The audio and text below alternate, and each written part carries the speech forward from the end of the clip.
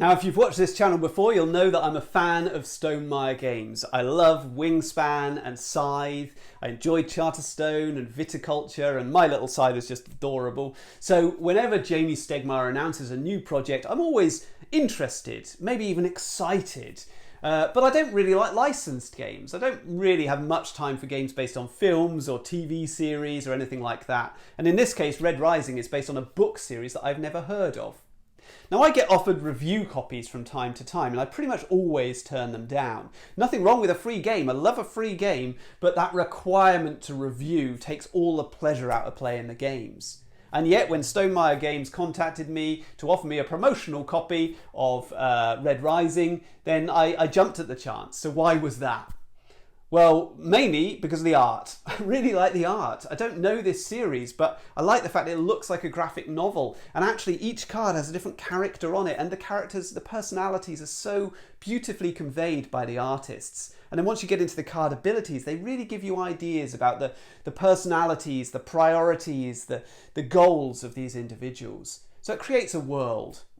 This game belongs to that ill-defined thematic genre, role selection. Now, this isn't really a mechanism. It loosely describes games which have a whole host of different characters in them, and every character has a different card ability. So when you play that character, the ability activates. And we know that, Jamie Stegmaier has said that part of the inspiration for Red Rising came from the game Libertalia, which he loves. This is a pirate game I adore, with loads and loads of different characters in it. Someone's got to reprint this game and give us an expansion. Now, that combination of Stonemaier games and role selection and evocative art really got me on board. And before I wade in too deep into this deep dive, I ought to say that I've got the collector's edition of Red Rising here. Okay, so we've got upgraded components, metal components, card holders. You get this from Stonemaier Games directly. You're not going to be able to buy it in stores, and it's going to be a little bit more expensive than the retail version.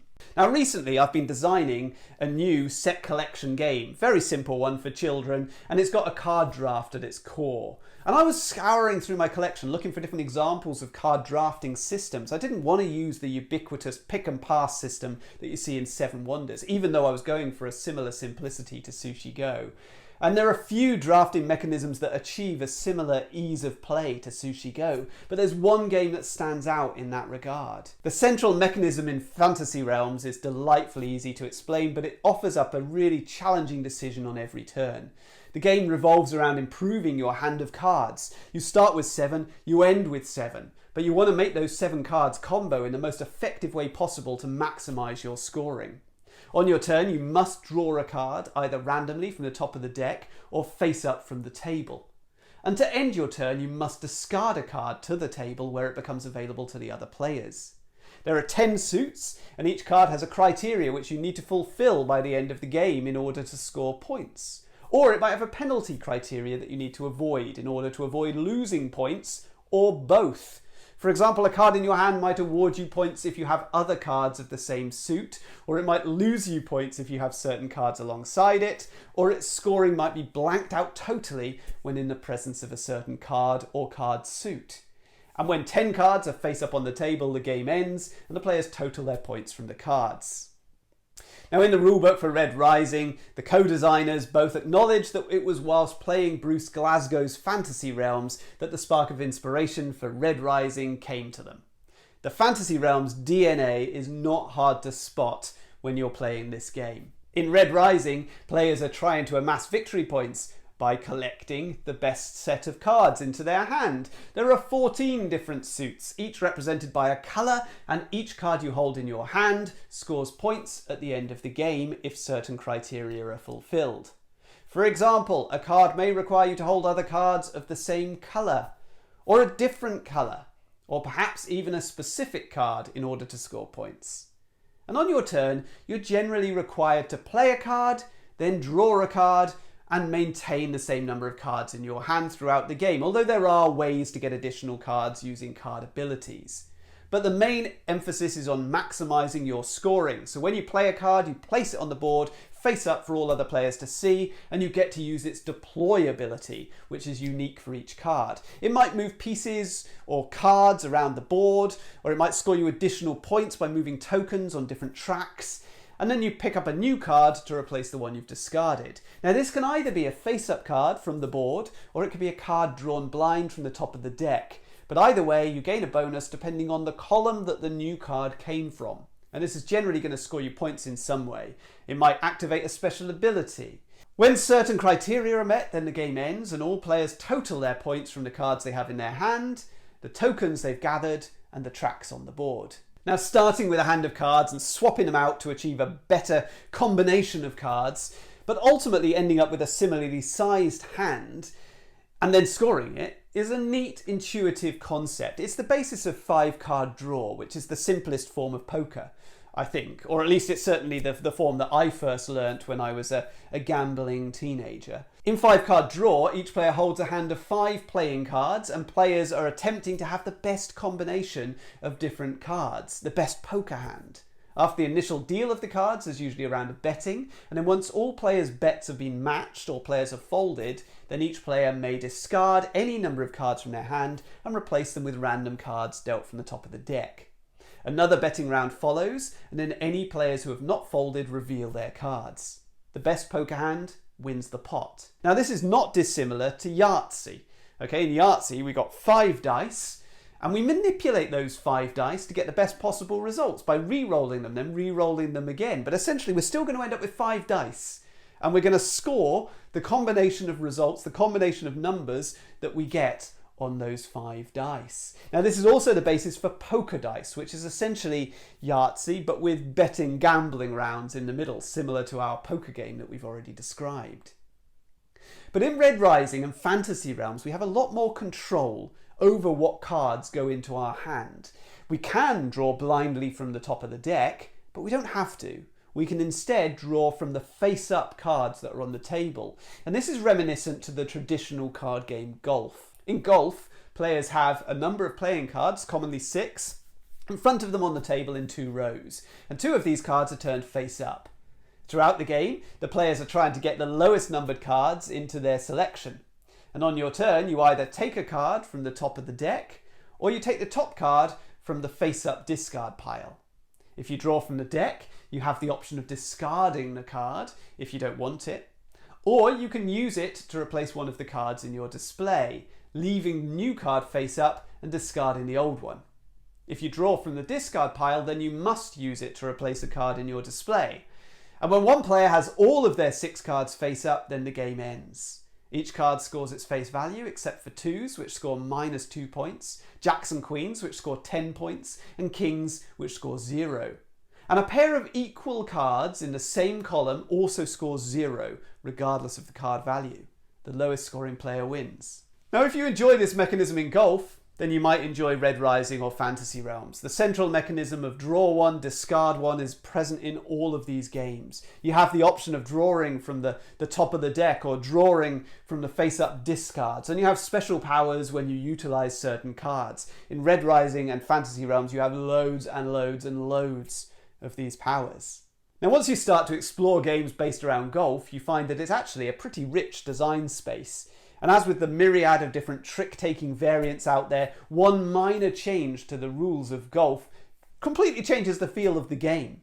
And this mechanism hasn't yet been dissected as rigorously as trick-taking, but we're on the way. Lots of games have come onto the market with slight variations on the core gameplay of the original game Golf. Papageno is one of these games. Papageno is a pocket game from Helvetique themed around the opera of the magic flute.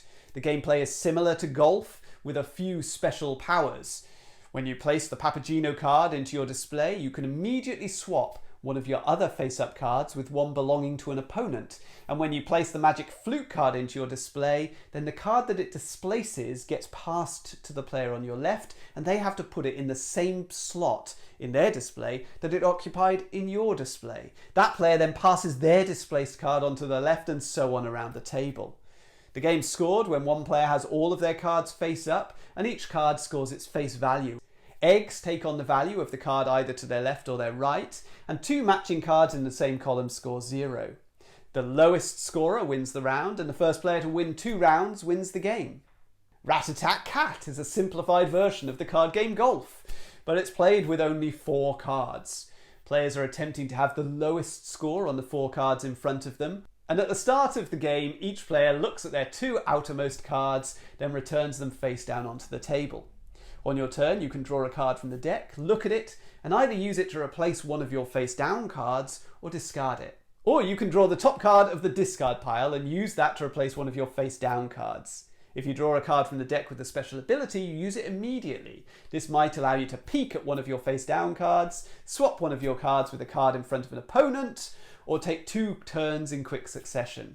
If you think you have the lowest score, you knock on the table and say Tat Cat, and all other players have 1 more turn, and then everybody reveals their cards.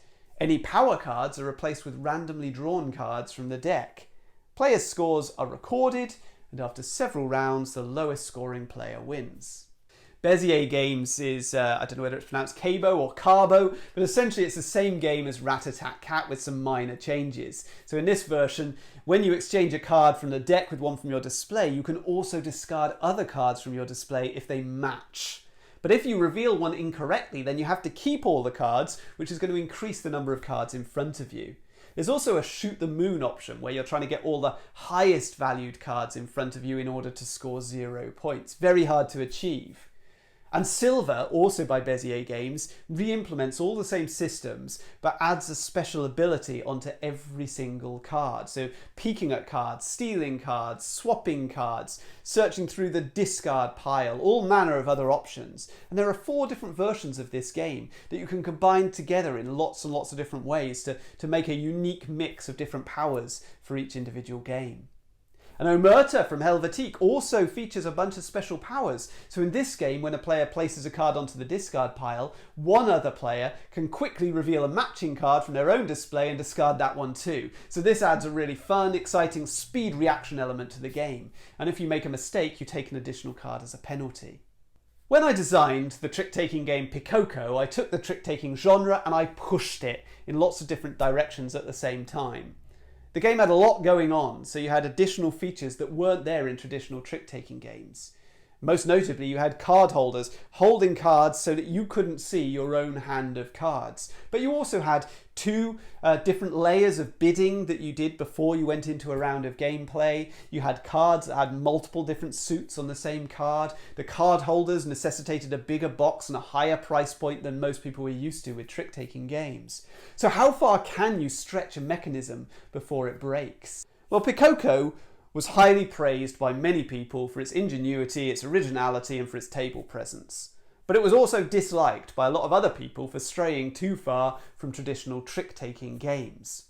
And Red Rising is going to be equally divisive. Now, I recently made a video about streamlining games, and I used Scythe as an example, particularly its transition into My Little Scythe. This was Stonemaier Games taking a fairly complex strategy game and stripping it back to its very core. Well, with Red Rising, Stonemaier have done precisely the opposite. They've taken a really simple card game that works really well, and they've added bells and whistles. And for many people, that added complexity and the ingenuity of the new mechanisms and the beautiful presentation will be a huge attraction. But for others, it's going to be seen as unnecessary chrome. Well, personally, I'm having fun with it. I mean, it hasn't replaced Fantasy Realms for me. I still have a place for that. I love Fantasy Realms. It hasn't replaced Tat Cat for that matter. Each of those is going to have its own group of players that I'm going to bring it out with. But I am really enjoying watching this undersung genre of card drafting games having its moment in the sun.